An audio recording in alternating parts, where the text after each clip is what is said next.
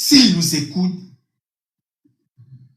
c'est de choisir le bon candidat. Et lorsqu'on sonde l'opinion nationale et l'opinion de la diaspora, à leur niveau, je ne vais pas faire de langue de bois, le candidat qui doit être choisi pour les présidentielles, c'est M. Nouroudine Saka Saleh.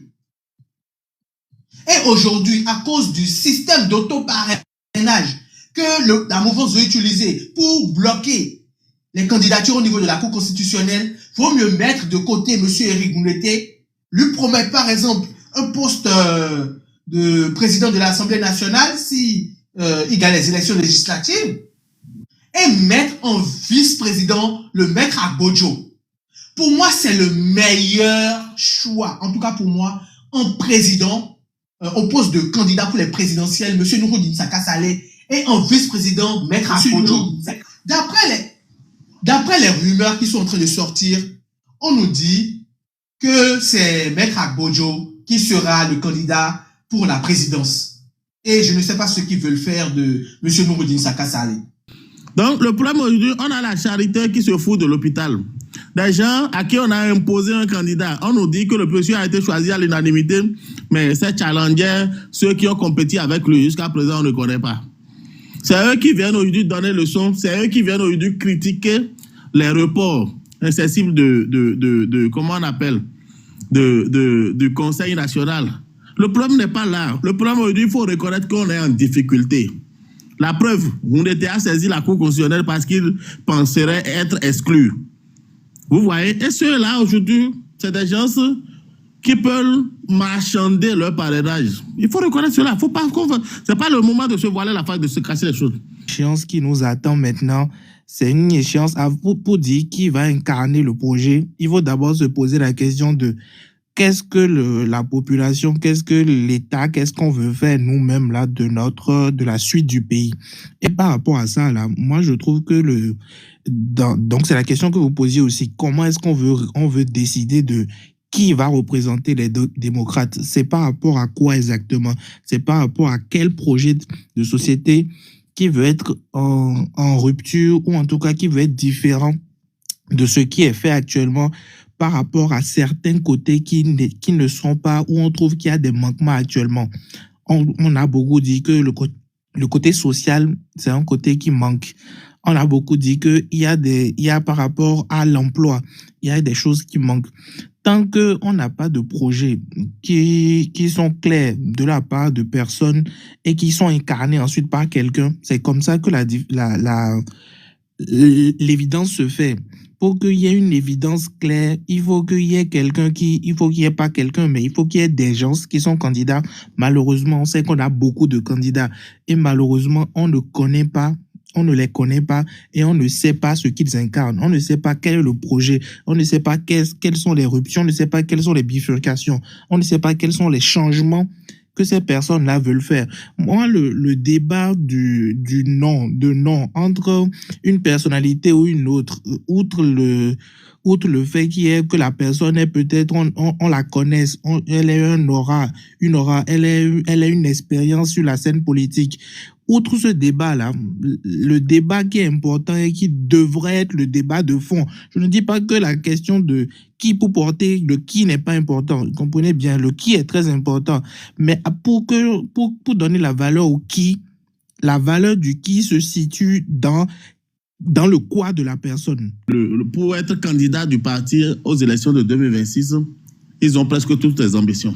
Mais arrivé à un moment donné, il faudrait, au nom de la nation et du parti, accepter de faire des concessions. Donc, depuis le samedi, il est difficile de trouver le consensus. Parce que jusqu'à ce que Éric Gouneté et autres aillent jusqu'à saisir la Cour constitutionnelle, cela voudrait dire qu'il y a une crise interne. Ça, il ne faut pas cacher ça. Il y a une crise interne au sein du Parti démocrate. Maintenant, quant à ceux-là qui se moquent du Parti démocrate, moi, la démarche des démocrates est salutaire. Tout au moins, eux, ils savaient qu'il y avait des désaccords et qu'il y aura des difficultés. Donc, le président Yahya Boni aurait pu rester entre quatre murs et choisir un candidat comme on l'a vu au sein de la mouvance présidentielle. Et le lendemain seulement, le nom de la personne commencerait à circuler. L'actualité, c'est toujours autour de la candidature. Oui, bonsoir Georgia et bonsoir à tous les amis qui sont là, qui sont dans les commentaires. Maître Adjagbe, j'ai vu passer rapidement tout à l'heure, et tous les amis qui sont là. Donc, tapotez, partagez le live. L'exercice auquel je vous invite ce soir, c'est n'est plus de parler de la candidature de Romuald Wadani, c'est ne plus non plus de parler de l'opportunité ou non des démocrates de participer ou pas aux élections. C'est de se mettre, de se projeter dans l'hypothèse que les conditions étaient réunies pour les élections libres et transparentes. Et au vu des personnalités actuelles des démocrates, qui est la personne la mieux pour porter leur couleur par rapport aux défis qui se dressent devant nous en tant que peuple béninois? Qui est la personne la mieux préparée pour pouvoir relever ces défis-là? On sait que on a vu circuler une liste de 34 candidatures et parmi ce lot-là, il faut dégager un duo pour pouvoir conduire la liste des démocrates. Donc, si c'est un sujet qui vous intéresse, vous pouvez demander à monter dès maintenant. Donc, je le répète, l'idée, c'est ne pas vraiment de dire si les démocrates doivent participer ou pas aux élections, mais c'est de se mettre dans la peau d'une éventuelle participation pour dire parmi les personnalités qu'ils ont sous la main, qui peut mieux porter les couleurs des démocrates. Et parlant des défis qui attendent le Bénin pour les prochaines années, le premier défi que moi je vois, c'est la question de l'unité nationale. Pendant ces 10 ans, le pays a été totalement déchiré. Les Béninois ne se parlent plus, on n'a plus d'espace où se parler. Chacun est dans son camp. Et pour faire même une petite parenthèse, moi même si j'étais pas disponible pour lancer moi-même un live, et je me promenais de temps en temps quand j'avais quelques minutes pour écouter un peu. J'avais mis juste un commentaire sur un live où il y avait principalement des gens qui soutenaient Patrice Talon, et pour ce seul commentaire-là, ils m'ont bloqué. Et pendant 30 à 45 minutes, ils ont fait que parler de moi. Mais ils ne m'ont pas permis de monter sur le live pour donner la réplique, malheureusement. Donc, c'est triste qu'on en soit là aujourd'hui où en tant que Béninois, on ne peut plus se parler. Donc, le premier défi qu'on doit relever pour les prochaines années, c'est le défi de l'unité nationale. Donc, dans le choix des personnalités pour conduire la destinée du Bénin pour le prochain mandat, il faut mettre ça dans la balance. Autre chose que moi je vois, je parle du défi de la transparence. Parce qu'aujourd'hui, si on regarde la gestion de Patrice Talon, c'est une gestion totalement opaque, aucune transparence sur la gestion du pays. On ne connaît pas combien ils ont emprunté, on ne connaît pas le salaire politique. Donc c'est un vrai défi parce que c'est l'argent quand même du contribuable en tant que tel. Il faut que la personne qui doit prendre la tête de notre pays, cette personne doit être redevable du peuple béninois, doit nous dire ce qu'elle fait, de l'argent du contribuable. Donc, c'est un défi. Donc, j'ai parlé du défi de l'unité nationale. J'ai parlé du défi de la transparence, d'accord? Donc, autre chose, on va parler du défi de l'intégration régionale. Aujourd'hui, le Bénin est seul dans la sous-région. On n'a pas d'amis dans la sous-région. On est en guerre froide avec le Burkina Faso. On est en guerre ouverte avec le Niger. Le Nigeria aussi, c'est pas la lune de miel. Le Togo non plus. On sait que le gouvernement Talon est allé enlever un compatriote, Siba Moussou, à Lomé. En plus de toutes les situations qui existaient avant. Même la Côte d'Ivoire qu'on dit, c'est l'ami de Talon, tout ça. On ne peut pas dire que c'est la lune de miel 100%. Donc, dans la sous-région, le Bénin aujourd'hui est plus ou moins isolé. Donc, le prochain président aura aussi à relever ce défi-là de l'intégration sous-régionale. Il faut rétablir rapidement les liens de confiance entre le Bénin et ses voisins. Et principalement ces pays-là, les pays de l'Interland, le Burkina Faso, le Niger, le Mali, ces pays qui avaient comme le port de Cotonou, leur port naturel, et malheureusement à cause d'un certain nombre de décisions malencontreuses, on s'est retrouvé dos à dos aujourd'hui, et ce qui fait qu'on a l'impact que ça a sur l'économie béninoise. Aujourd'hui, le port de Cotonou est totalement désert. Le Bénin est obligé de s'abonner au service de la dette pour pouvoir rester debout. Sinon, on serait depuis en cessation de paiement. on ne pourrait même plus payer les salaires des fonctionnaires si c'est pas que on s'est abonné au service de la dette. Donc ça aussi, il faut, donc parmi les défis, j'ai parlé de l'unité nationale, l'intégration sous-régionale, la transparence budgétaire. Donc c'est les éléments que moi je vois qui sont des priorités du prochain gouvernement. Et quand vous voyez tous ceux qui sont sur place aujourd'hui, qui est la personne qui peut relever ce défi-là pour les prochaines années. Donc, c'est la balle que je vous lance ce soir. Donc, si vous êtes prêts pour prendre la parole, vous pouvez demander à monter dès maintenant et à monter dès maintenant et partager votre point de vue. Autre chose, toujours parmi les défis, on va parler de l'économie. Je parlais de l'endettement, mais aujourd'hui, il faut qu'on arrive aussi à créer de la richesse. On ne peut pas vivre seulement de la dette, il faut qu'on arrive à créer de la richesse. Donc, quand on va emprunter, certes, on veut construire des infrastructures. Oui, j'en viens. Oui, merci beaucoup. J'en viens. On va construire des infrastructures, mais il faut que cet argent qu'on emprunte puisse générer des revenus pour pouvoir nous aider à payer la dose de la dette. On ne peut pas emprunter et mettre tout dans le béton. Et en fin de compte, il faut faire un recyclage permanent de la dette. On va en chercher de nouvelles dettes pour payer les anciennes. Donc, c'est là où on en est aujourd'hui. Donc, le prochain gouvernement doit trouver les moyens pour créer la richesse et limiter l'endettement. Déjà que, de mon point de vue, le prochain gouvernement, avec tout ce que le gouvernement Talon a emprunté, je ne pense pas que ce gouvernement aura la marge de manœuvre pour pouvoir emprunter plus, parce qu'il faut continuer à payer les engagements pris par Romia Douadaï et Patrice Talon, mais ensuite il faut continuer à construire le pays. Donc c'est quand même, ils seront vraiment limités quand ils vont aller sur le marché financier. Et donc toujours parmi les défis, un gros problème qu'on a eu pendant cette décennie Talon, c'est la question de la justice. Aujourd'hui, on n'a plus la justice au Bénin.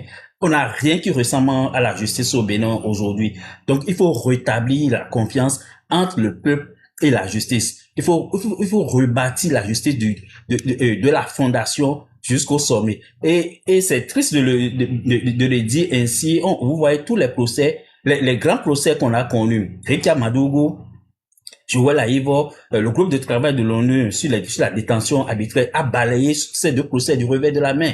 Donc, ces procès-là ne tiennent pas. Ça veut dire que la justice aujourd'hui, aussi bien à l'intérieur de notre pays que regarder de l'extérieur des institutions où le Bénin a adhéré librement à ces institutions-là, on n'a aucune confiance. Ces institutions n'ont même pas confiance à la justice béninoise. Parce que, tout au moins, dans le cas de Joël Aïvo, Rikia Madougou, le groupe de travail a dit le gouvernement béninois n'a pas été en mesure d'apporter les preuves pour lesquelles ces gens ont été kidnappés et gardés en captivité depuis un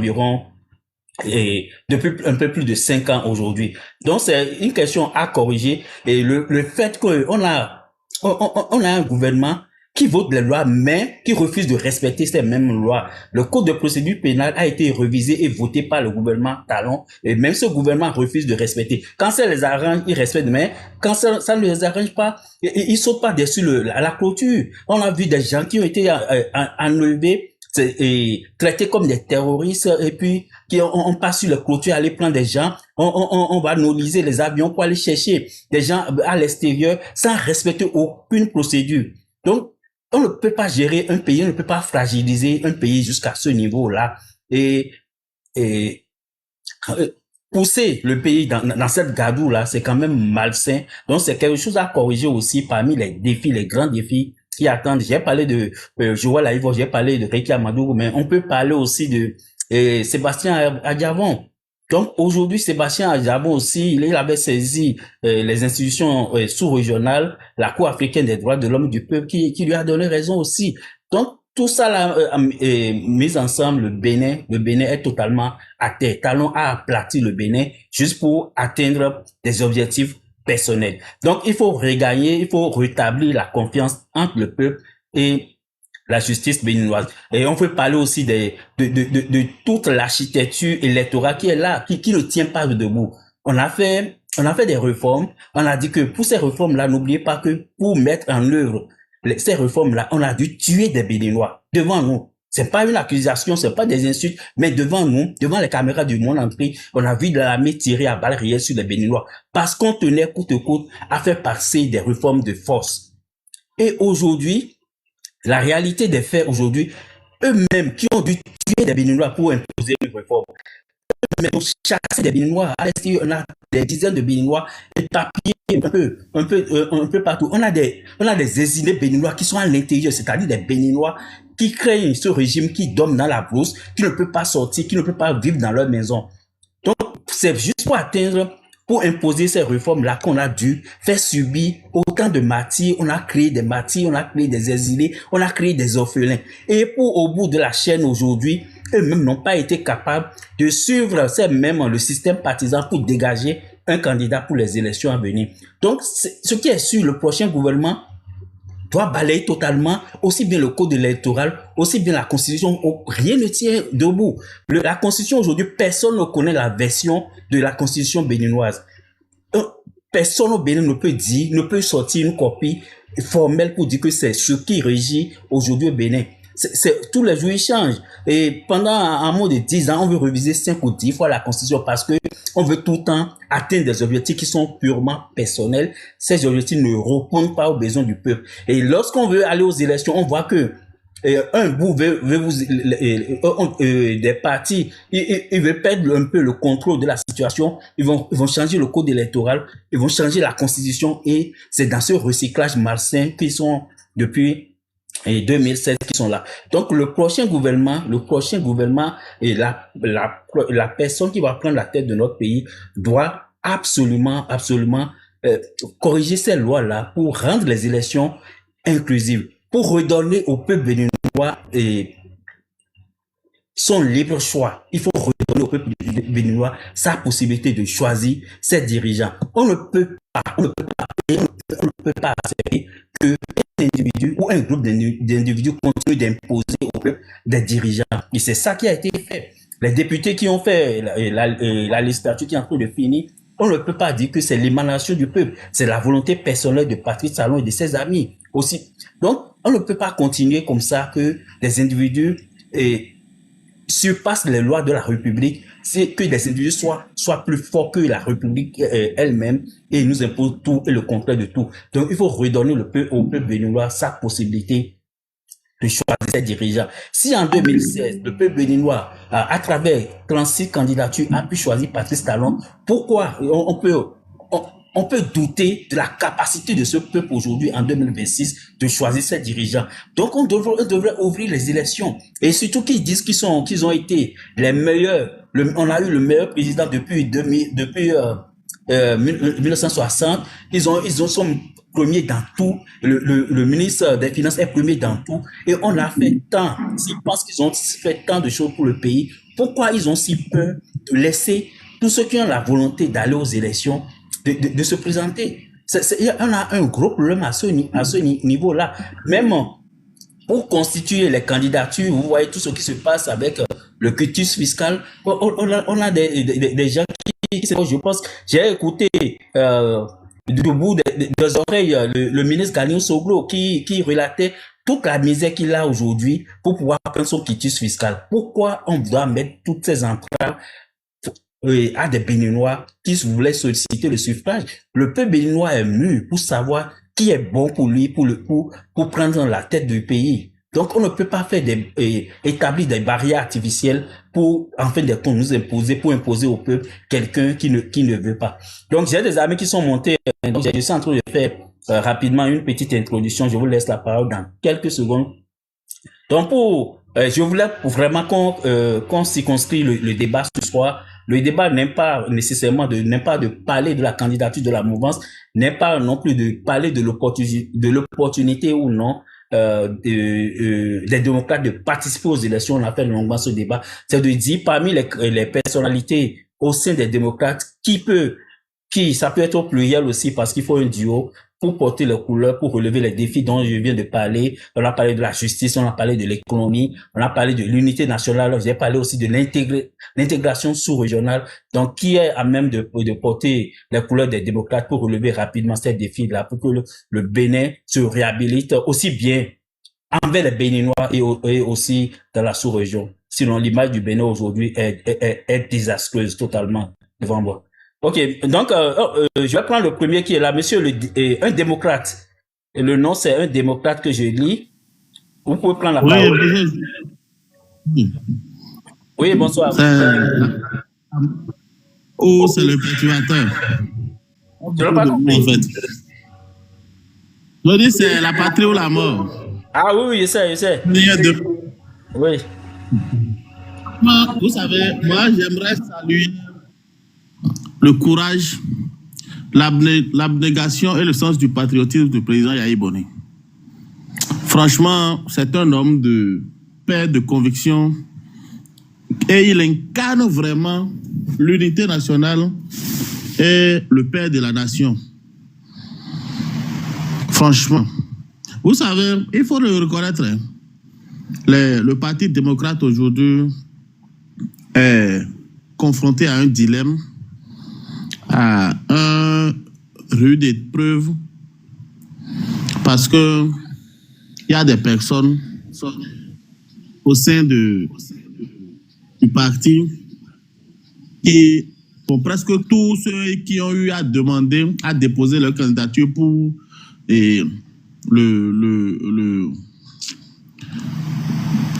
en tout cas pour être candidat du parti aux élections de 2026, ils ont presque toutes les ambitions.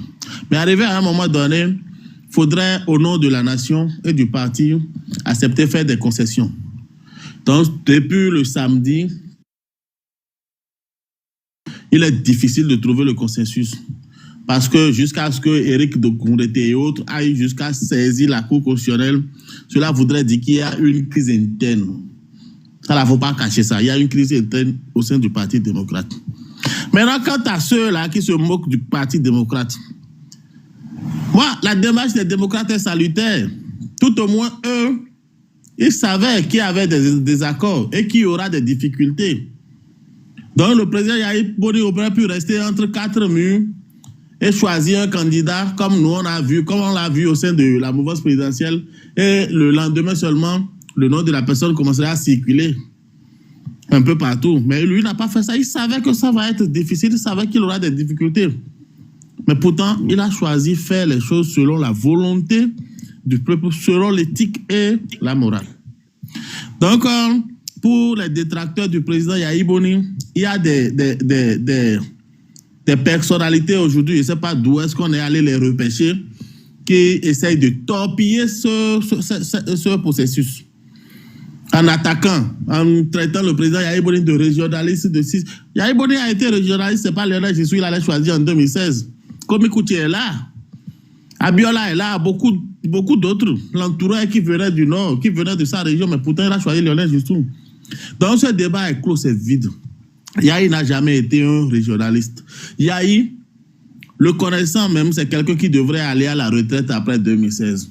Il ne devrait même plus s'intéresser. Et c'est ce qu'il a fait. Il a fallu en 2023 que les démocrates soient en difficulté pendant les campagnes législatives qu'il est ressorti. Et quand il est sorti, on a vu ce que ça a donné dans le Nord, même notamment dans le Bénin complet. Donc Yahya Boni aujourd'hui constitue un danger pour la mouvance. C'est pourquoi tout le monde passe son temps à le dénigrer, à le traiter de tous les noms. Mais qu'il veuille ou pas, Yahya Boni va rester là. On choisira le candidat. Dès demain, à pareil moment déjà, on saura déjà qui est candidat. Et peu importe la personne qui soit désignée, nous, c'est notre candidat. C'est notre candidat.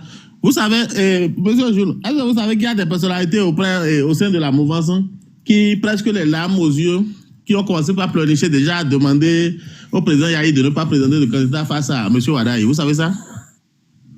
Ils savent que peu importe celui qui sera choisi aujourd'hui par l'opposition, M. Wadaye sera en difficulté. Vous voyez? Et moi, je pense aujourd'hui que la thèse ou des mains invisibles serait derrière les difficultés que traverse le Parti démocrate aujourd'hui ne peut pas être exclu. Ne peut pas être exclu. Donc, je connais ce parti. On a eu à faire de longs chemins depuis 2023. De toutes les façons, ce sont des zéros nationaux que nous avons là. Cette minorité parlementaire que nous avons de 28 députés a pu empêcher une révision opportuniste de notre constitution en 2023. Donc aussi, ils ont déjà parcouru tout ce chemin jusqu'ici. Monsieur le démocrate, est-ce que vous m'entendez? Je Est-ce pense- que ce n'est pas une erreur de ne pas mettre assez de balises et pour pouvoir accepter les candidatures, le fait de laisser la porte à tout le monde et les gens qui n'étaient même pas du parti sont venus déposer des candidatures? Qu'est-ce que vous dites, balise? Le problème aujourd'hui, écoutez, on dit quand le saille doit la lune, le con regarde son doigt. Le problème n'est pas au niveau du Parti démocrate. Le problème se trouve aujourd'hui au niveau des réformes du système partisan. Vous comprenez? Et on a aujourd'hui une volonté délibérée d'exclure à nouveau l'opposition des élections de 2026. Je ne sais pas si vous comprenez, c'est flagrant. Lorsque les gens parlent aujourd'hui de quitus fiscal, les gens ont été jusqu'à parler de certificat de nationalité. Non, oui, démocrate, la question n'est pas encore là. Je ne parle pas de ça. Par exemple, les démocrates ont laissé la porte ouverte, tout le monde pouvait aller déposer. Si moi-même je voulais, je pouvais déposer ma candidature, alors que je n'étais pas membre des démocrates. Est-ce que ce n'était pas mieux de dresser des balises, des critères pour pouvoir déposer? Par exemple, on peut dire, si vous n'êtes pas membre du parti au moment du dépôt, vous ne pouvez pas déposer votre candidature. Donc, c'est des critères qu'on peut établir. Ça permet de limiter d'abord ceux qui vont, les gens, des ouvriers de 25e heure, comme on le dit, qui viennent déposer. C'est ça, de ça que je parle, quoi. Non, les démocrates ont bel et bien énuméré les critères au nom duquel il faut répondre pour déposer sa candidature au sein du parti. Ça a été énuméré, je crois. Hein. Donc, le problème aujourd'hui, on a la charité qui se fout de l'hôpital.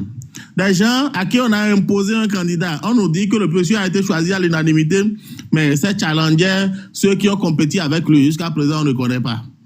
C'est eux qui viennent aujourd'hui donner leçon, c'est eux qui viennent aujourd'hui critiquer les reports incessibles de comment on appelle, du Conseil national.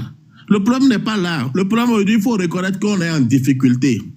La preuve, Moundete a saisi la Cour constitutionnelle parce qu'il penserait être exclu. Vous voyez? Et ceux-là, aujourd'hui, c'est des gens qui peuvent marchander leur parrainage. Il faut reconnaître cela. Ce n'est pas le moment de se voiler la face, de se casser les choses. On a aujourd'hui, le Parti démocrate aujourd'hui a confronté aujourd'hui à, non seulement à une mauvaise foi de certains leaders. Ça, il faut reconnaître ça. Des gens qui disent, si ce n'est pas moi, ce ne sera personne. À la lecture de ce qui se passe, c'est clairement ce qui est en train de se passer. Et c'est dommage. Parce que, vous savez, soit c'est ce chemin-là qu'on emprunte, c'est-à-dire accepter malgré les embûches et autres, aller aux élections, battre le candidat du président Patrice Talon et revenir à l'état de droit et rétablir la démocratie dans notre pays, ou emprunter le chemin de monsieur candidat Zanaï et, comment il s'appelle, Korogone. Vous voyez? Donc, moi, je pense que même la mouvance, la rupture, devrait faciliter la tâche aux démocrates pour qu'ils puissent aller compétir à âme égale avec son candidat. Vous voyez? Plutôt qu'aujourd'hui de faire ce qu'on est en train de voir. Parce que ça va être difficile si, à ces conditions, les démocrates ne participent pas aux élections de 2026. Vous voyez, ils donneront raison à M. Azanaï et à M. Korogone. Et je pense que c'est parce que souhaiterait aujourd'hui la rupture. Donc pour le moment, moi je m'en arrête. Oui, on va écouter les autres aussi. Ok, merci, restez avec nous. Monsieur Jean-Yves, bonsoir. Et puis si vous êtes là, vous pouvez prendre la parole. Donc les amis, tapotez, partagez le live.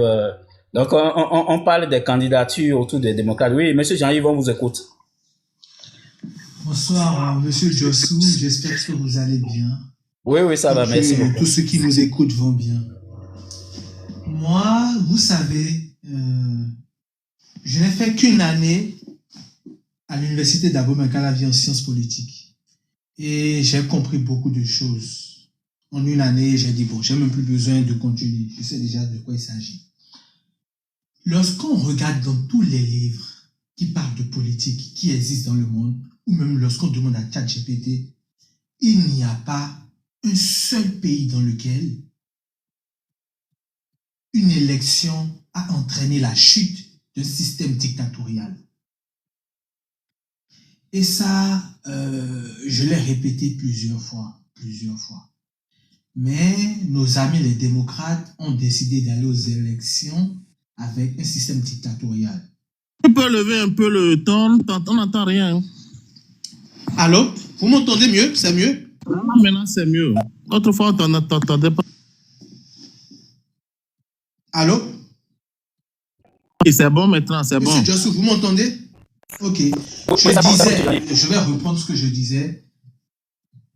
Je disais que moi, j'ai fait une seule année de sciences politiques à l'université d'Abomey-Calavi. Et une année m'a suffi pour comprendre beaucoup de choses. Et j'ai dit, bon, j'ai plus besoin de continuer. Et j'ai fait mon parcours dans un autre domaine. Dans tous les livres de politique qui existent, même si vous demandez à ChatGPT, je n'ai pas vu une seule façon par laquelle une élection a permis de faire tomber ou de promouvoir l'alternance lorsque le système totalement dictatorial est en place. Je l'ai rappelé plusieurs fois aux membres des démocrates, au parti des démocrates, aux sympathisants des démocrates, mais malheureusement, ils n'ont pas voulu nous écouter et ils veulent aller aux élections avec le système qui est en place, d'accord. Et ils comptent gagner les élections en face du système en place, malgré tout ce qu'on a dit, d'accord. Moi, je salue quand même leur processus qu'ils ont mis en place pour choisir un candidat. C'est bien beau, c'est bien beau. Et demain, on connaîtra le candidat. Maintenant, ils veulent aller aux élections avec ce système en place-là. Ce que moi, je demande au docteur Yaïboni, s'il nous écoute, c'est de choisir le bon candidat. Et lorsqu'on sonde l'opinion nationale et l'opinion de la diaspora, à leur niveau, je ne vais pas faire de langue de bois, le candidat qui doit être choisi pour les présidentielles, c'est M. Nouroudine Saka Saleh. Et aujourd'hui, à cause du système d'autoparrainage que la mouvance veut utiliser pour bloquer les candidatures au niveau de la Cour constitutionnelle, il vaut mieux mettre de côté M. Éric Mouleté, lui promettre par exemple un poste de président de l'Assemblée nationale si il gagne les élections législatives, et mettre en vice-président le maître Agbodjo. Pour moi, c'est le meilleur choix, en tout cas pour moi, en président, au poste de candidat pour les présidentielles, M. Nouroudine Saka Saleh, et en vice-président, maître Agbodjo. D'après les rumeurs qui sont en train de sortir, on nous dit que c'est maître Agbodjo qui sera le candidat pour la présidence. Et je ne sais pas ce qu'ils veulent faire de M. Nouroudine Saka Saleh. Je tiens à prévenir le parti Les Démocrates, en tant que citoyen béninois, et légitime même, parce que j'ai pu m'inscrire sur la liste électorale, malgré que je vais boycotter ces élections-là. Je tiens à prévenir le président Yaïboni. Si jamais demain à l'heure où on parle là, M. Nouroudine Saka Saleh n'est pas le candidat à la présidence et le maître Agbodjo n'est pas le vice-président ou le candidat à la vice-présidence, Wallahi Bilaï, avec tout le respect que je dois pour le docteur Yaïboni et les membres du parti, les démocrates, je vais tirer dans tous les sens. Matin, midi, soir, je vais tirer dans tous les sens. Je ne vais rater personne. La mouvance, l'opposition, les résistants, je vais tirer dans tous les sens. Parce que le Bénin, ce qui se passe aujourd'hui, trop c'est trop. Trop c'est trop. Si on a des hommes politiques qui ne sont pas capables de porter leur coronesse et de se mettre dans la bataille pour délivrer le pays, alors là, ils vont laisser la place aux jeunes. Et je vais tirer dans tous les sens. Je vais tirer dans tous les sens, sans pitié. Tout le monde aura pour sa part. Ça, c'est le premier point. Maintenant, je l'avais rappelé au début de mon intervention, qu'on ne gagne jamais des élections en face de système dictatorial. Si quelqu'un a un exemple où on gagne des élections en face, où une opposition a gagné des élections dans les urnes en face de système dictatorial, qui vient me dire c'est quel pays, c'est où, sur quelle planète. On a vu les élections aujourd'hui au Cameroun. Et on voit ce qui se passe. On voit ce qui se passe. Donc, je ne sais pas par quel moyen ils veulent gagner les élections dans les urnes avec le système talon. Donc, ils veulent aller aux élections, d'accord. Choisissez le bon duo, allez aux élections. Et si vous perdez encore ces élections-là, Oui, mais monsieur Jean-Yves. je préviens même le président Yaïboni. Monsieur Jean-Yves. Oui. Les gens ont cité l'exemple de la Gambie. Les gens ont cité l'exemple de la Gambie dans les commentaires. Je ne me rappelle plus exactement ce qui s'est passé. Mais quelqu'un a cité l'exemple de la Gambie. Je ne sais pas si ça va. Gambie, quoi, ouais, mais dans l'Olofi. On va parler de la Gambie tout à l'heure. Je ne vais pas monopoliser la parole pour parler de la Gambie. Dans une élection qu'il a organisée lui-même. Il a même refusé de quitter le pays. Il a fallu que la CEDEAO intervienne, menace d'intervenir militairement. Je crois que c'est en 2014 que Yaya Jammeh a été battu. Parlant également de ça, George Weah, le président du Libéria, a organisé des élections où il a perdu. George Weah est un dictateur. George Weah est un dictateur. S'il vous plaît. Le président Patrice Talon, pire ennemi du président Yaïboni, ça sort même du cadre de l'adversité, est rentré au pays. Yaïboni est un dictateur. Yaïboni est un dictateur. Encouragez les gens. Démocrate, tu rêves. Vous ne pouvez pas faire, on vous comprend. De quel Gambie? Mais arrêtez d'être négatif. Bon, s'il vous plaît, laissez-moi chuter, s'il vous plaît. Arrêtez d'être négatif. Pour chuter, je veux dire, laissez-moi chuter, s'il vous plaît. Pour chuter, je vais dire, les démocrates, on a parlé, et ils ont fermé leurs oreilles, ils veulent aller aux élections. Alors, choisissez le bon duo. Sinon, vous aurez affaire à moi. Maintenant, si vous allez encore aux élections, et vous échouez, wallahi billahi, les démocrates, vous n'allez pas dormir. Je vais tirer dans tous les sens. Parce que plan A, on vous a dit c'est pas bon. Plan B, on vous a dit c'est pas bon. Léo est non bloc bon. Même si on demande à ChatGPT tout de suite, même à Grok, à n'importe quelle intelligence artificielle, il va dire la même chose qu'on est en train de dire depuis. C'est une résistance qui va aboutir à des négociations sur qui va changer les choses. Que les élections. Donc, si vous allez aux élections. Oui, attendez, démocrate, attendez d'abord. Ne coupez pas les amis. Oui, démocrate, attendez qu'il chute d'abord. Je dis, si les démocrates choisissent mal le duo, je vais tirer jusque sur même le président Yaïboni. N'attends bois. S'il perd les élections encore, je vais encore les matraquer de A à Z. Parce que là, ils vont vraiment montrer qu'ils sont incompétents. Et que 25 millions plus 25 millions ou milliards là est égal à 45. N'y a on donne ton faux? Ok, merci beaucoup. Donc, l'idée aussi, c'est que le processus, oui, attendez, les démocrates, le processus soit transparent. Moi, je ne sais pas comment ils veulent faire le choix. Ils ont mis en place un comité qui a trié les candidatures, mais la décision finale, comment est-ce que c'est le conseil ou bien le bureau national qui va voter pour dégager finalement le duo? Moi, je ne sais pas. C'est à ce niveau-là qu'on doit demander.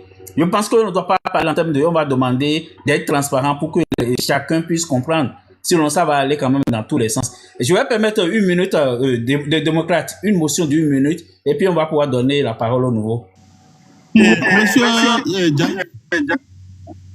vous avez dit pourquoi vous êtes allé dans tous les sens, on ne sait même plus quel est votre point de vue. J'aimerais vous demander une chose. Vous fustigez le fait que les démocrates aillent aux élections. En échange, là, vous proposez quoi? Qu'on reste les bras croisés comme on l'a fait en 2019 et en 2021? Bon. Et puis, autre chose. Vous demandez aux démocrates de faire le choix de M. Nouroudine Saleh Saka. Vous imposez même. Vous exigez le choix de M. Nouroudine Saleh Saka. Vous pouvez m'expliquer un peu pourquoi?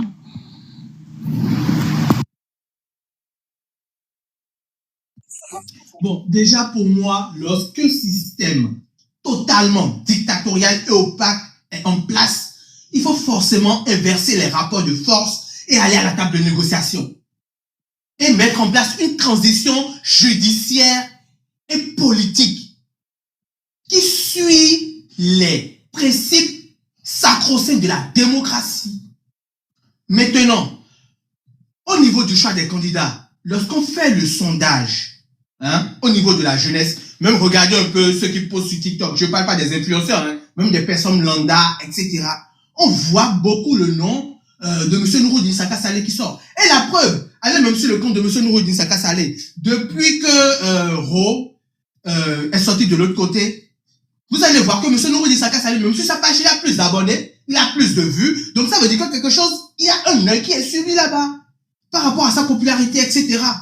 Donc moi je dis, vous voulez aller vous suicider, au moins choisissez comment je dis, le bon mouton de sacrifice.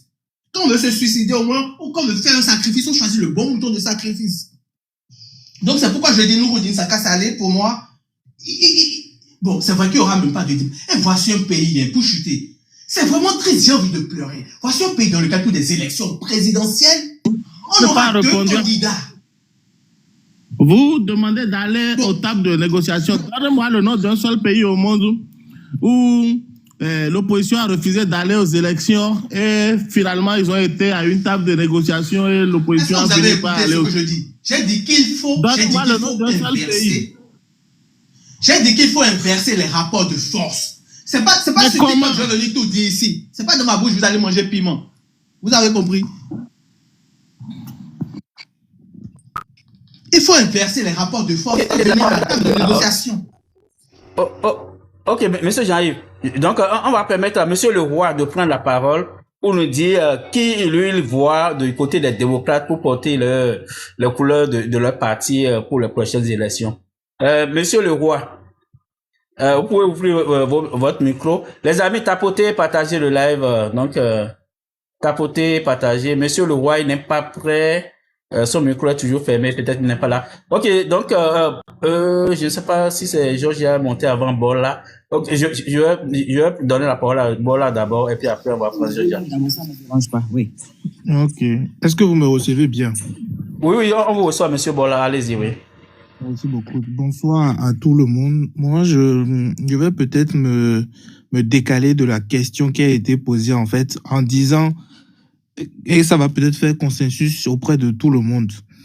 La question qu'on doit se poser, c'est une question qui doit être décalée. Ça ne doit pas être la question... Bon, la question actuellement, c'est qui pour porter les démocrates. La question, ça doit être plutôt pourquoi.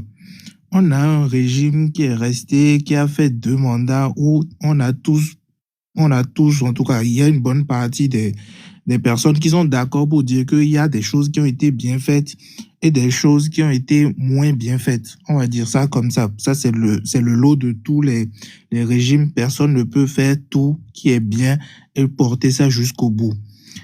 La prochaine échéance qui nous attend maintenant, c'est une échéance pour dire qui va incarner le projet. Il faut d'abord se poser la question de qu'est-ce que la population, qu'est-ce que l'État, qu'est-ce qu'on veut faire nous-mêmes là de la suite du pays. Et par rapport à ça là, moi je trouve que donc c'est la question que vous posiez aussi. Comment est-ce qu'on veut décider de qui va représenter les démocrates? C'est par rapport à quoi exactement? C'est par rapport à quel projet de société qui veut être en rupture ou en tout cas qui veut être différent de ce qui est fait actuellement par rapport à certains côtés qui ne sont pas, où on trouve qu'il y a des manquements actuellement. On a beaucoup dit que le côté social, c'est un côté qui manque. On a beaucoup dit qu'il y a par rapport à l'emploi, il y a des choses qui manquent. Tant qu'on n'a pas de projets qui sont clairs de la part de personnes et qui sont incarnés ensuite par quelqu'un, c'est comme ça que l'évidence se fait. Pour qu'il y ait une évidence claire, il faut qu'il y ait il faut qu'il n'y ait pas quelqu'un, mais il faut qu'il y ait des gens qui sont candidats. Malheureusement, on sait qu'on a beaucoup de candidats et malheureusement, on ne les connaît pas et on ne sait pas ce qu'ils incarnent. On ne sait pas quel est le projet. On ne sait pas quelles sont les ruptures. On ne sait pas quelles sont les bifurcations. On ne sait pas quels sont les changements que ces personnes-là veulent faire. Moi, le débat du nom entre une personnalité ou une autre, outre le fait que la personne est peut-être, on la connaisse, elle a une aura, elle a une expérience sur la scène politique. Outre ce débat-là, le débat qui est important et qui devrait être le débat de fond, je ne dis pas que la question de qui pour porter, le qui n'est pas important. Vous comprenez bien, le qui est très important. Mais pour donner la valeur au qui, la valeur du qui se situe dans le quoi de la personne. Je ne sais pas si je suis clair.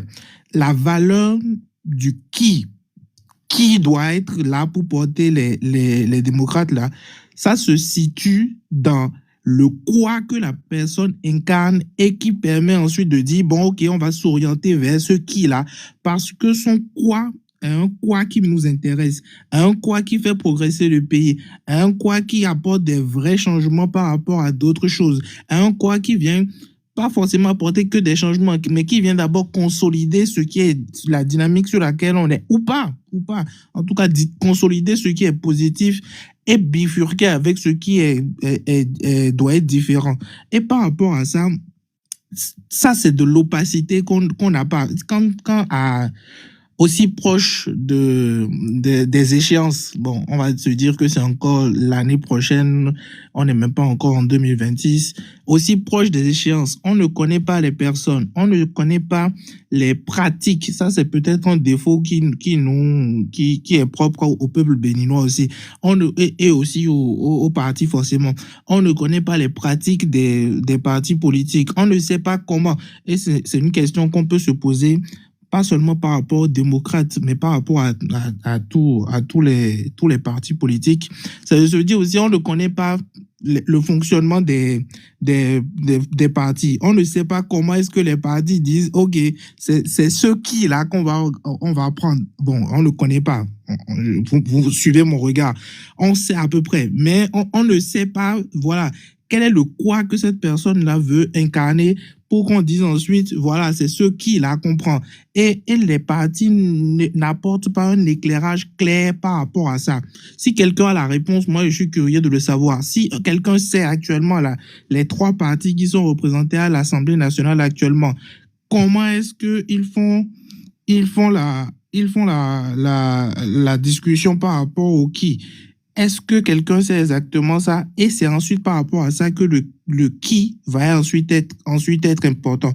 Donc, je sais que je suis un petit peu à côté de la question du qui le live pose la question de la personne qui doit représenter les gens, mais c'est plutôt moi, je voudrais apporter cette nuance-là en proposant en tout cas à tout le monde de réfléchir au quoi et ensuite de se dire, bon, est-ce que c'est vraiment important de poser la question du qui avant de poser la question au quoi, du quoi. Voilà, merci beaucoup.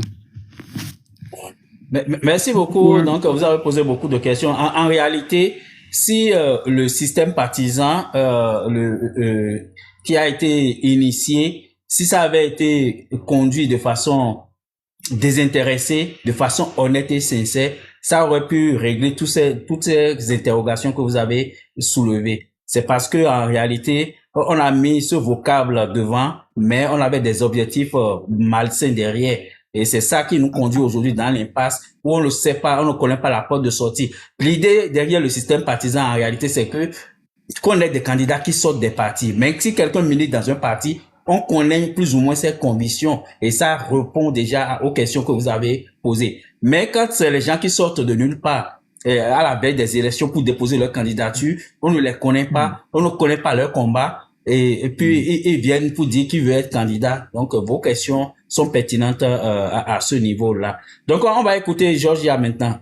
Ah non, juste un instant. Jean-Yves, tu peux prendre ta motion. Oui, Jean-Yves, vas-y pour ta motion. Oui. Vous savez, lorsque moi j'ai fait la lecture de la situation politique du Bénin, j'ai remarqué que le Bénin aujourd'hui, sous l'ère Talon, le plus gros problème, c'est que le Bénin a un problème de droit, un problème juridique, un problème de loi et un problème au niveau du corpus de tout ce qui régit aujourd'hui le fonctionnement du pays, la constitution, le code électoral, la loi sur l'embauche. Donc tout ça en fait doit nous amener à viser un profil qui connaît la loi, qui connaît le droit et qui peut trouver des solutions avec son intelligentsia et de manière collective afin qu'on puisse régler les problèmes de loi. Parce que même les problèmes économiques dont nous parlons aujourd'hui, où le président peut se lever et aller prêter de l'argent là où il veut, sans rendre compte à personne